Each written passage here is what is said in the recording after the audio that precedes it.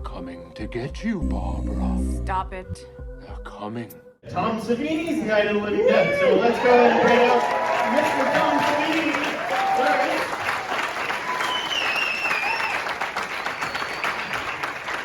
There he is.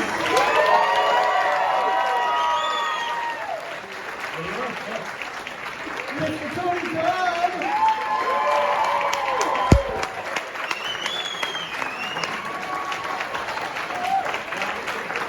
William Butler.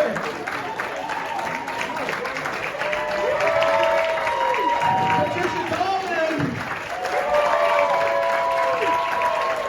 Instagram Live. Go on Instagram. And McGee Anderson.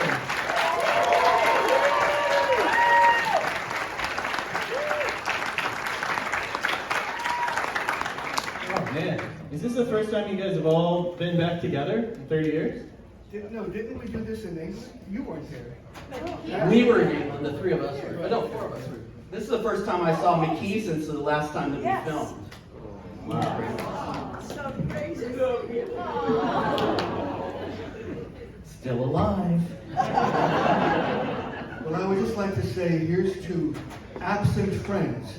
Tom Tolles. Yes. Bill Mosley. They're here with us in spirit. Actually, Bill's in Crypticon in Minnesota. He's been texting me about wanting to be here. So, Tom, this was obviously, a labor of love, this movie, because of how you got your start with George and coming up with him but you had a tough time on the movie, specifically with the producers. Oh, the rumor has spread, hasn't it? Yes, and infamously, notoriously. But now, 30 years later, it has such a fan base on its own, and I mean, what is it like now? Does it feel, vindicated or full circle in a way? Yeah, in a way. I know, I watched it once at a midnight screening. I didn't want to, and it was the first time I saw it objectively. The acting is fantastic, the suspense is there. But it's all in this new book, Night of the Living Dead. It's the version you've never seen. It's everything we didn't get to do. Wow. Here, stop rewinding. It's at Tom's table. You want to Sign it. Many more chapters. No, it was frustrating because we kind of knew early on that we weren't going to be able to make the movie that I wanted to make, just because of time. This is the storyboards, and it outlines everything we didn't get to do. And I had those boards on the wall. There's like 600 of them. So when the department head would come in, I could go through the movie with them and show what I was going to do. When George came in and saw it, he said, "This is great, but you have a 6-week movie up here, and you only have 4 weeks to shoot it." So, and it turned out to be true. We didn't have enough time to do all the stuff that we planned. But it's still, it's what it is. Yeah. And kind of... And that's great. Absolutely. You mentioned George, and of course, again, you had such a close personal and professional working relationship. But take us back to the beginning of when this idea first came about to remake Night of the Living Dead and do it in your own kind of modernized way. George and I were walking somewhere, and he said, "I got the rights to redo Night of the Living Dead." And I thought, great, I'll be creating zombies, for this new. He said, "No, I want you to direct it." Okay. But George and I go back way before Night of the Living Dead. George came to my high school when I was a sophomore, and to audition for two kids. I went to an all-boy high school, and he picked me out of the whole high school. And I had a screen test. The movie never got made. But then he remembered me when he was doing Martin. Yeah, absolutely. And I got to play a part in the stunts and do the makeup effects in Martin. And then I did Tales from the Dark Side with him. And that's what led to him asking me to direct this. And George has things that he didn't even get to do on the original one. So the fact that this kind of started with him, this was another shot for both of you guys to kind of not only modernize it, but kind of get a second pass. And you made there's some obvious differences between the two. Well, what were those? When it was like 4 o'clock in the morning, and I couldn't wait for the birds to start chirping, so we couldn't shoot anymore that night. And Patty was taking care of me. Patty was fetching me lunch because I just needed to go to sleep on the lunch hour. And so, you know, I thought to myself, you know, I was supposed to work on the original Night of the Living Dead, but I was in Vietnam when he shot that. I had enlisted in the Army and they called me in.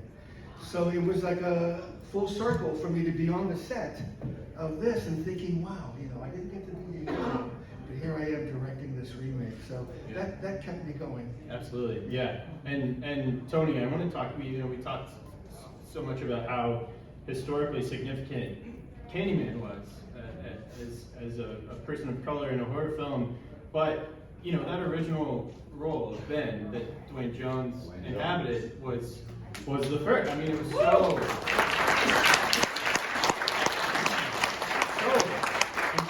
And what was that? This was one of your first horror films, if not your first. What was that like to then inhabit? It was my introduction to the horror community. Yeah. It's fantastic. I remember talking to George and overhearing him tell the story. George didn't intend for the role of Ben to be black. And he said, no, it was wide open. And Dwayne just happened to be the best actor to walk into the room. Yeah. And I remember seeing the original at the drive-in. And I knew then I wanted to be an actor, and I was totally inspired by his performance and the context of the story that, okay, I can be successful as well. So it sort of inspired me to go forward. And then when I had the opportunity to choke Tom and convince him to give me the role. Jack me up against the wall. But you did try. Okay. It changes over time, forgive me. As you get older, you sort of lose your memory. I know, yeah. Short-term memory goes away. Patricia, you're part of And I that. just, you know, Yeah, absolutely, yeah. We were finished casting for Ben. I hadn't met Tony Todd. You know, Lawrence Fishburne auditioned for Ben. The guy from ER, Yeah, Eric LaSalle auditioned for him. So we were done. We were leaving. Bing Rain's audition. Yeah, we were leaving, and he was in the hallway, you know, and It was Saturday, my day off from shooting another film. Right. It was in Pittsburgh. so so I said, of course. So we gave him the script. He went out in the hallway. He came back in 5 minutes later without the script, knew all the lines, and produced tears. I closed the book. I said, that's it.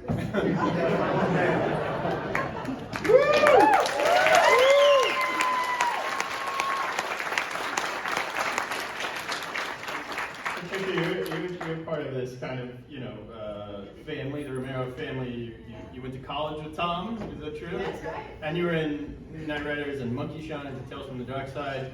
But this is such a physical role, and your background in stunts with everything from Jurassic Park to Army of Darkness. The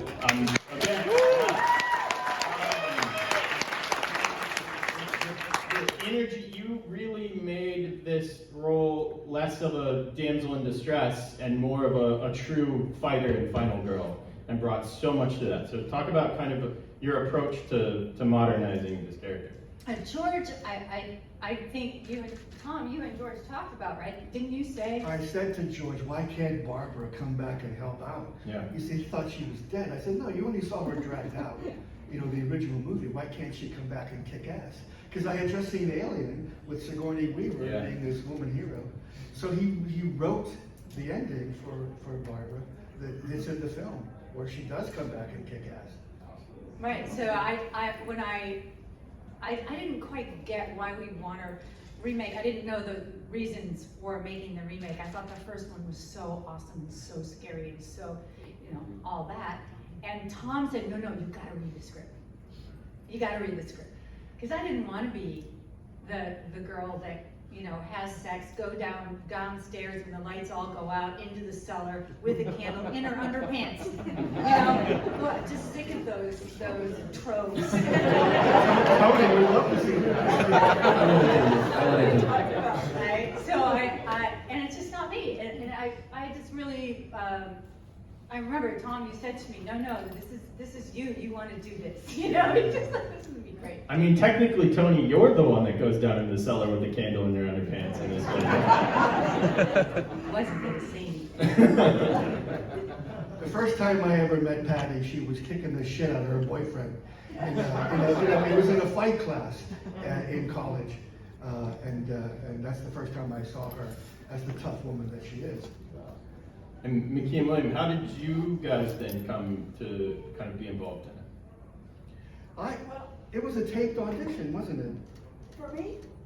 For me, it was. Yeah, I was working. I was roommates with Viggo Mortensen at the time, and we were working on Young Guns 2. And John Bullich called me and said, "There's a part in this movie that I think Savini would like you for." And so I thought, this is great. I was like, "This is Night of the Living Dead. Like, how in the world? This is the best thing that ever happened to me." So Viggo directed my audition in New Mexico, and then I sent the videotape. And I mean, this is before computers, so any sort of interaction, there was like 2 weeks in between every time we mailed something, or yeah. And then just one day out of the blue, my agent, I had never met him in person, and my agent just said, "They want to use you in this." I was like, "Holy shit!" The greatest thing ever has just happened to me. So yeah, how did you? Yeah, well, I just answered a call. My agent set up, I had an audition for Night of the Living Dead, a remake. And I was like, wow, no other history. And I show up, and Tom is casting and auditioning Tom Tolles. And I am coming in, and we're reading the scenes together. Right. And we did it several times. There was a lot of electricity in the room. And I thought, wow. And Tom said, let's do this. Let's do it again. Let's try a different scene. But I remember you also produced Tears. I in did your audition, produce yeah. Tears. I was so moved by the whole thing. Right. Well, I wanted everybody to look like the characters from the original film, except for Barbara, because I knew we were going to take a different twist with her. Yeah. But yeah, it was amazing. And then you even said, well, we're considering a lot of other people after I'd been there like an hour and a half. It seemed like. And he said, but I'm gonna get you. And Okay. I thought, oh wow. And didn't hear anything for a month, and then sure enough, That's the way it happens. I got the job. Wow. And like you, I feel like it's one of the most wonderful things that ever happened to me, not only as an actress, but as a person, because the experience was remarkable. Yeah, everyone was really nice on the shoot. That was They good. were. All the actors That's were right. really supportive and cool, and it was such a pleasure. It's chemistry, a wonderful chemistry. A lot of carpentry. Me and Tony had a lot of nailing to do. I do want to take it back to Ben. You know, we talked about how important and historical that character was, and you know, such a poetic kind of poignant to the original movie. You're talking about him. Yeah, and one I think the biggest differences between the two films is, of course, how you die, and that change. What was the discussion? What was the discussion there to change that? Well, there were some compromises that we had to make on the set at almost the last minute for how Harry dies, for one thing. It was a totally different kind of Lolita in the attic death for Harry. But I think your death was in the script the way we shot it. I think and it was towards the end of the production. I remember. Yeah. That's what I hate. That's what I hate about the video cassette poster. You're there as a zombie. Yeah, it gives me People aren't supposed to know that he turns into a zombie. But there were two things that are not in this book that I just remembered. Two things that I asked to do and that I was forbidden to do.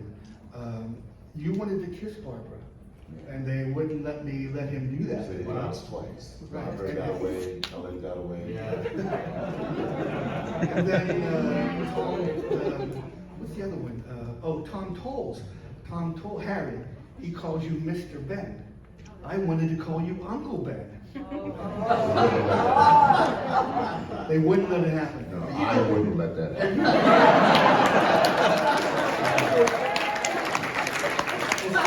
I gotta say, the tension between me and Tom on the set was palpable. You know? Yeah, because we were into the character so much, and I couldn't be Ben without him being, you know, the Harry that he was. And I remember years before he passed, he apologized to me because he was going through, you know, what he was going through. And we almost came to blows at one point on lunchtime. We almost called each other out. I never knew We that. quieted down, we were supposed to be professional. But we put it into the scene, so all that raw thing was what was Well, maybe it was him that wanted to say that. and we kind of. I cut him loose. Well, I told him, you call me that. And he did not call you that. Anyway, but yeah, okay. We Let's had a real group of people here, man. We were all in a barn. Yes. As William said. Basement and a barn. A basement, a barn, Yeah, fire on yeah, the building. yeah. Yeah, do you notice? Anybody notice how Tony saved the whole movie when the side of the wall in the front porch catches on fire, Yeah. which was not planned. And he's like, oh, that changes everything. I gotta put that I fire was out. gonna ask about that because I rewatched it. I've seen so many times. I rewatched it last night, and it feels like that was definitely not planned. But No, it wasn't. you Because- reacted Well, I and had to put react. fire. It's moment to moment, right? That's what you're trained as an actor. But also, it would have been a 2-hour delay. Yeah. And I think we were already. If the house caught fire. It's incredible.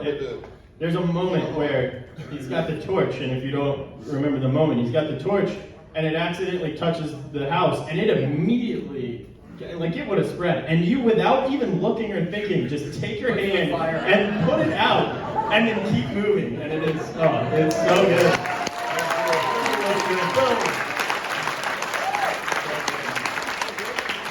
That was actually one of the more fun scenes to film, running around, jumping in that truck. Yeah. Oh, yes. You did not put your fire out. Yeah. Yeah. Well, I wanted him to catch on fire. The stunt guy said they could do it in like an hour.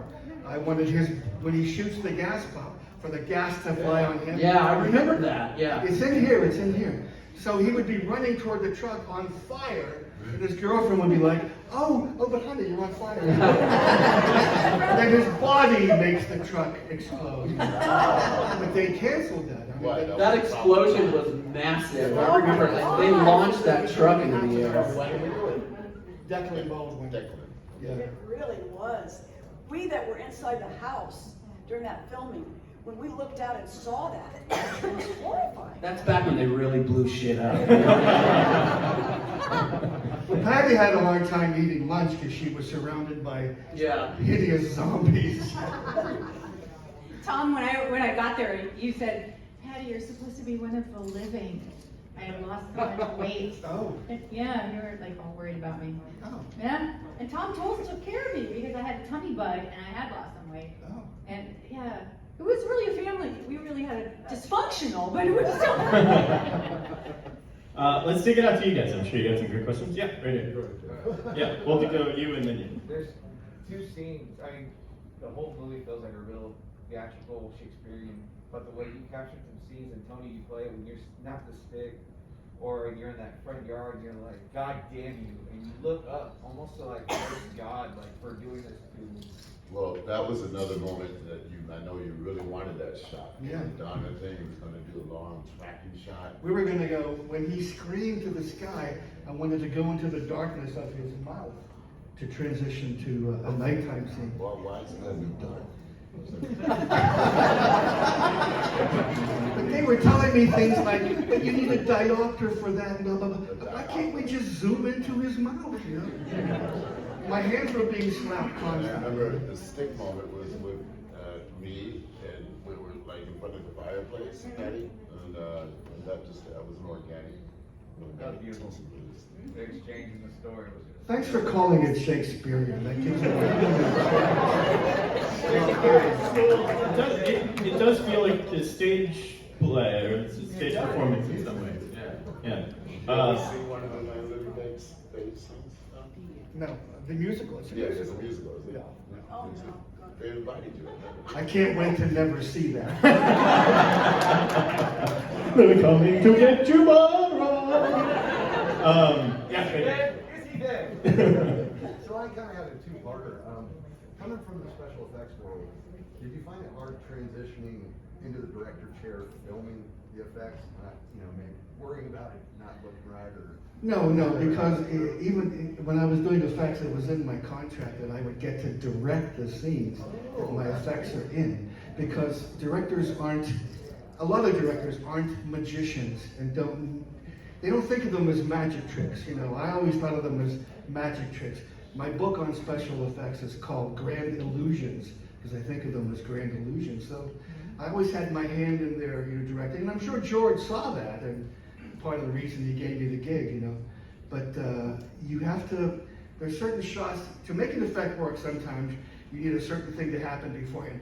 For example, if there's a rubber weapon involved, use a real weapon first and have it crash through a wall or knock out a light bulb. So when the rubber one's coming, you still think it's the real one, So these are things that some directors just aren't tuned into, you know what I mean? Yeah. And then, the second part was, I guess for each of you, what was your best day, favorite day on set, and worst day, most challenging day on set? What was your worst day on set? Yeah, like most challenging scene. Challenging. Well, Anything with Well, I just remember one day, I kind of had the same reaction that Patty had. I was surrounded by zombies. It was like maybe 3/4 of the way through, and I had enough. And I knew I didn't have to be back for an hour after lunch, so I just got in my car, went to Pittsburgh, went to the Monty Brothers, had a sandwich, and came back because I was just done. These guys had hatchets in their heads. We had people lined up around the block to play zombies. Writers, directors, everybody had their own personality. You say, I'm going to kill you, right? I can tell you my most terrifying moment was the very first scene that I did was that 6-page monologue when I come up out of the basement and explaining what happened.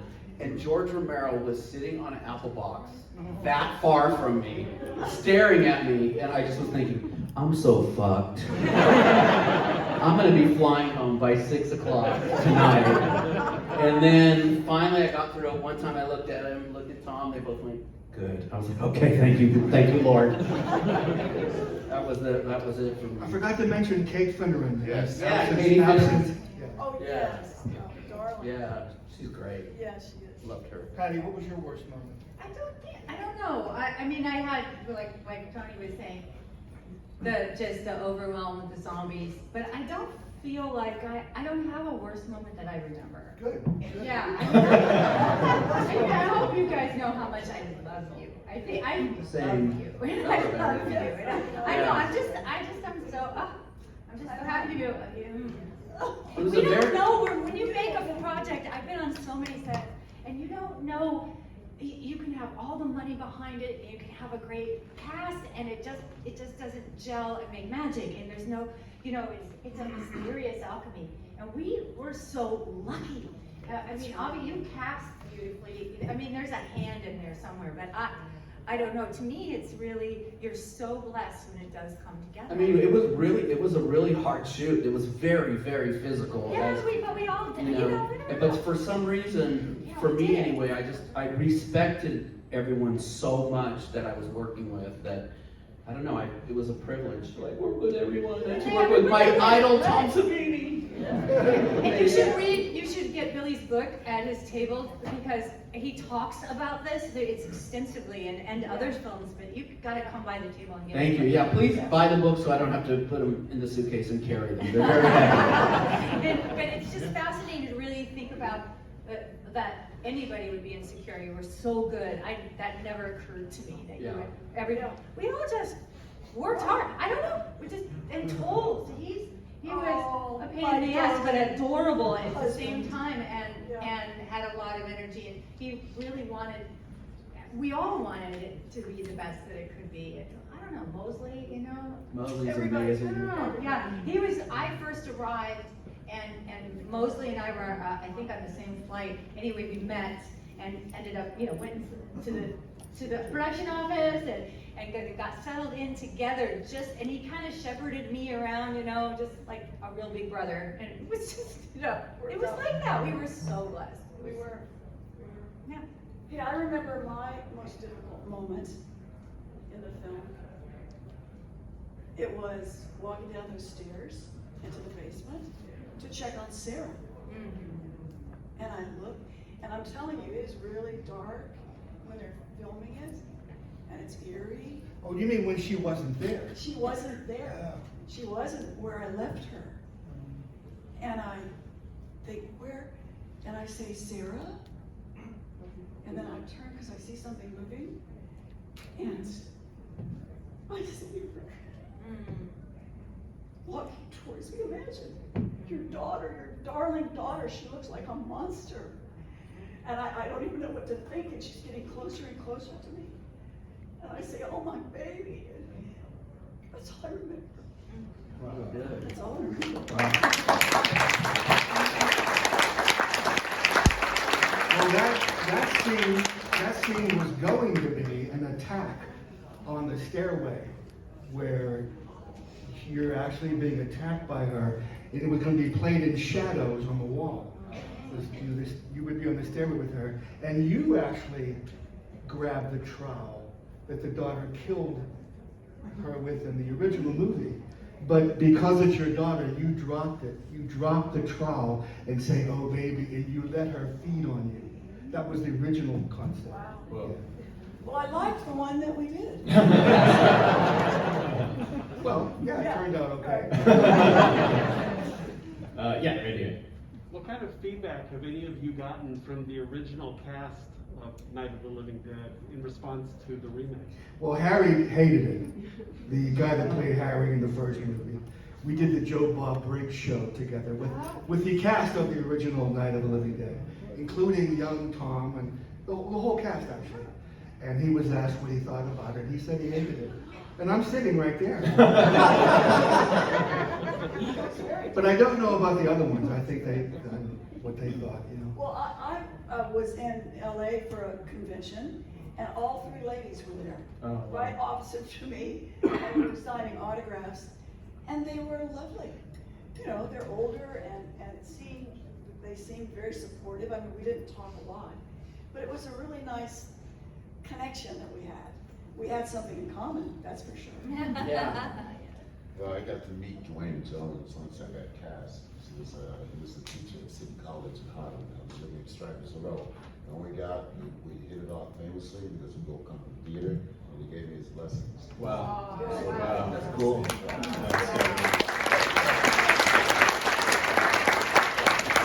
You mean I could have had Doug Jones in the original? Yes, right here. Yeah, this is a question for Tom. Tom, when I first saw the film, I was about 20 years old, and I remember reading, I believe in Fangoria, that there was going to be a Tom Savini Dawn of the Dead remake that you were going to do, and I was so excited about that. Has there ever been any talk about you remaking the Dawn of the Dead? No, I've never. No. Yeah. I was supposed to remake City of the Dead, but that fell through. They raised money and stuff, but then I stopped hearing from those people. But no, I've never heard about doing a remake of Dawn, no. But there was a remake of Dawn. A remake. The Canadian thing, you know. No bike gang, you know. None of the zombies were memorable except maybe the Jay Leno zombie. With our Dawn, you had the nun, the baseball player. People remembered all those people. Oh, sorry. Now, during your tour in the Army Yeah. in Vietnam, Yeah. you experienced a lot of stuff that normal people don't, as all of us military.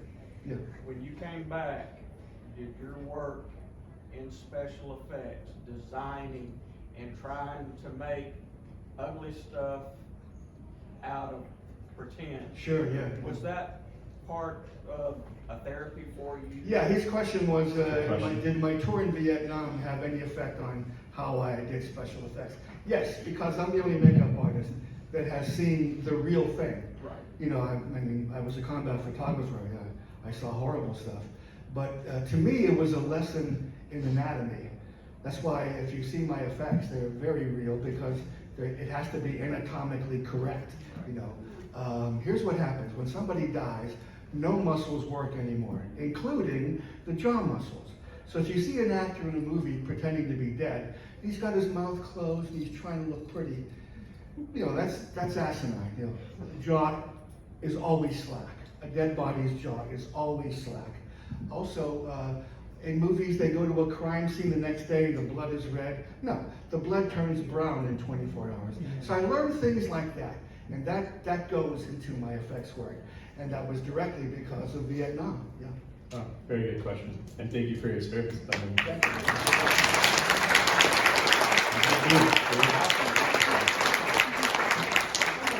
Yeah, there, I saw a hand. back. Oh, yeah, right here. I have a question, off topic, but, did George ever tell you about the time he was in, back in 2010, he ever told you about the time he was in, playing himself in the Call of Duty game, for the zombies? I didn't hear that. Did he was in Call of Duty as like a cameo? Like a voice cameo? He was one of the main bosses. Oh, really? George was in a video game? The premise of the map was like they were shooting a zombie film with Danny Trejo, Michael Rooker, Sarah Michelle Gellar, and Never heard of that, no. It sounds like a cool dream I had one time. This is real? I can vouch for it, man. Yeah. It's true. Well, you've done a ton of voice work, Yeah, I yeah. think I was in Black Ops 2, actually. Wow. Man, it's a zombie section. Very cool. Well, was Yeah. okay. I Very remember cool. hearing about that. Anybody else? Yeah, thank you. Yeah. You guys talked about how everybody got auditioned and brought in. Could you talk a little bit about Bill Mosley's process of getting at the film? Well, I had just worked with Bill Mosley on Texas Chainsaw Massacre 2, you know. And, he was just my first choice because we got to be enormous pals, you know. So he was. I mean, there was no question that Johnny would have been Bill. Actually, I sent Bill a script and I said, pick any part you want as long as it's Johnny. He wanted to play Harry in the basement because there's more lines, more dialogue, and he would have made more money. You know. We got time for like one or two more. Yeah. Guy back there. But let's go. Yeah. So this is a question for Tom, like no, like hate or anything, but is it true that you killed someone's snake prior to their king?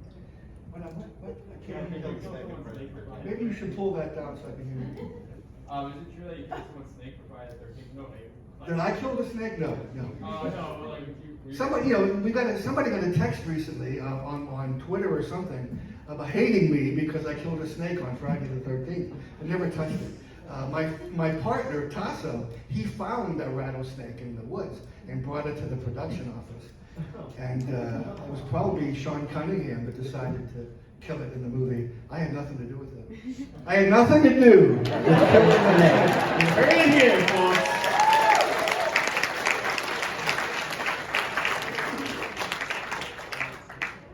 All right, last question. Way over there. Yeah, we can't. Yeah, there we go.